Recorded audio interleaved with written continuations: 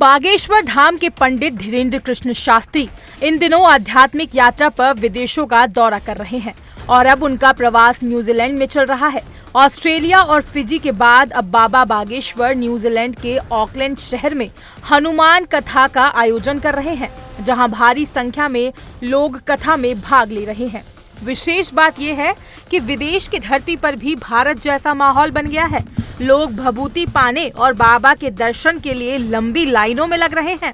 जी हाँ, ये श्रद्धा और आस्था का नजारा देखकर वहाँ के स्थानीय लोग भी प्रभावित हुए बिना नहीं रह पाए। इस कार्यक्रम की एक और खास बात रही कि न्यूजीलैंड के उप प्रधानमंत्री डेविड ब्रीन सेमोर की मौजूदगी। उन्होंने विशेष रूप से कथा में भाग लिया और पंडित धीरेन्द्र शास्त्री ने भेंट की। इस मुलाकात के दौरान दोनों के बीच आध्यात्म, विश्व शांति और भारत न्यूजीलैंड के आपसी संबंधों पर चर्चा हुई।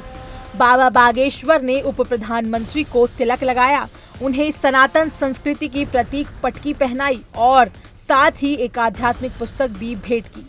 डेविड सिमोन ने पूरी श्रद्धा के साथ बालाजी की पूजा की और मंच से संबोधित करते हुए बाबा बागेश्वर की प्रशंसा की। उन्होंने कहा कि धीरेन्द्र शास्त्री का आयोजन विश्व भर में शांति और एकता का संदेश दे रहे हैं। कथा की शुरुआत में पंडित धीरेन्द्र शास्त्री ने व्यासपीठ से ये उद्घोषणा की कि आज की कथा संपूर्ण विश्व में शांति और थर्ड वर्ल्ड वॉर जैसे खतरों से मुक्ति के लिए समर्पित है। उन्होंने कहा कि ये प्रार्थना की जाएगी कि हनुमान जी कृपा करें, दुनिया को विनाश से बचाएं और देशों में आपसी प्रेम, सहयोग और मानवता बनी रहे। उन्होंने विशेष रूप से न्यूजीलैंड और भारत के मधुर संबंधों की कामना की। इस दौरान वहां मौजूद श्रद्धालुओं में भावुकता और आस्था का अद्भुत संगम देखा गया। कार्यक्रम में भारतीय मूल की सांसद परमजीत परमार भी मौजूद रहीं, जो न्यूजीलैंड की संसद में भारत की आवाज मानी जाती हैं।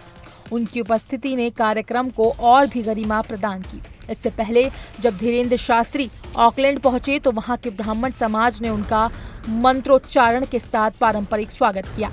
इस आत्मीय और गरिमामय स्वागत से बाबा बागेश्वर भावुक हो गए और उन्होंने सभी का धन्यवाद किया।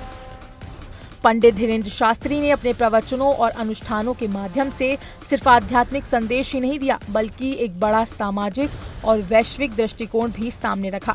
उन्होंने ऑकलैंड में विशेष हवन का आयोजन किया, जो विश्व शांति, कल्याण और मानवता के लिए समर्पित था।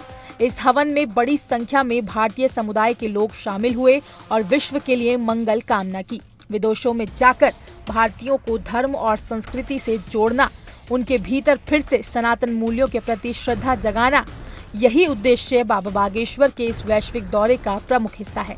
आज जब दुनिया अशांति, तनाव और युद्ध की आशंकाओं से घिरी है, तब एक आध्यात्मिक नेतृत्व, एक ये स्वरूप बहुतों को मार्गदर्शन दे रहा है। चाहे भारत हो या विदेश, बाबा बागेश्वर का संदेश हर जगह एक ही है।